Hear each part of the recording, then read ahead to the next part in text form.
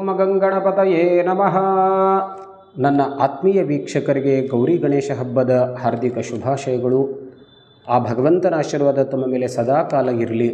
ನಾವಿವತ್ತು ವಿಶೇಷವಾಗಿ ಈ ಗಣೇಶ ಹಬ್ಬದ ಪ್ರಯುಕ್ತವಾಗಿ ಕೆಲವೊಂದಷ್ಟು ವಿಷಯವನ್ನು ತಿಳ್ಕೊಳ್ತಾ ಇದ್ದೀವಿ. ಅನೇಕ ಉಪಯುಕ್ತ ಮಾಹಿತಿಯನ್ನು ನೋಡ್ತಾ ಇದ್ದೀವಿ.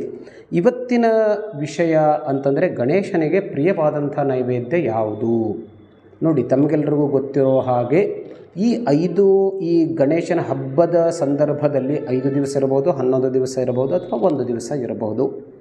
ಇಲ್ಲಿ ನಾವು ಗಣೇಶನ ಪ್ರತಿಷ್ಠಾಪನೆಯನ್ನು ಮಾಡಿ ಅವನ ಪೂಜೆ ಮತ್ತು ಅರ್ಚನೆಯನ್ನು ಮಾಡುವಾಗ ಗಣೇಶನಿಗೆ ಪ್ರಿಯವಾದಂಥ ನೈವೇದ್ಯವನ್ನು ನಾವು ತೋರಿಸತಕ್ಕದ್ದು. ಅದರಲ್ಲೂ ವಿಶೇಷವಾಗಿ ಬಹಳ ಪ್ರಿಯವಾದದ್ದು ಅಂತಂದರೆ ಮೋದಕ ಅಂತನ್ನೋ ಪದಾರ್ಥ.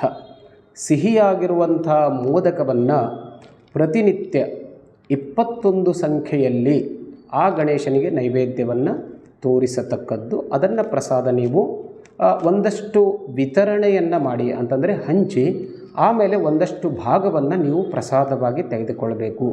ಒಂದು ಎಲ್ಲಕ್ಕಿಂತಲೂ ಮುಖ್ಯವಾದದ್ದು, ಗಣೇಶನಿಗೆ ಮೋದಕ ಪ್ರಿಯ ಅಂತ ಹೇಳಿದ್ದಾನೆ.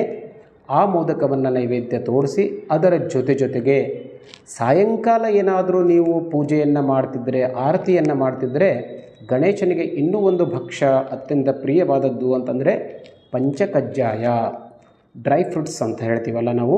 ಅದರಲ್ಲಿ 5 ಪ್ರಕಾರದ ಡ್ರೈ ಫ್ರೂಟ್ಸನ್ನು ಸೇರಿಸಿ ಸ್ವಲ್ಪ ಕಲ್ಲು ಸಕ್ಕರೆಯನ್ನು ಮಿಶ್ರಣ ಮಾಡಿ ಅದನ್ನು ಆ ಗಣೇಶನಿಗೆ ನೈವೇದ್ಯ ತೋರಿಸುವುದರಿಂದ ಗಣೇಶ ತುಂಬ ಸಂತುಷ್ಟನಾಗ್ತಾನೆ. ಆತನ ಆಶೀರ್ವಾದ ಸದಾ ನಮ್ಮ ಮೇಲಿರುತ್ತೆ. ಮತ್ತೆ ಭೇಟಿಯಾಗೋಣ.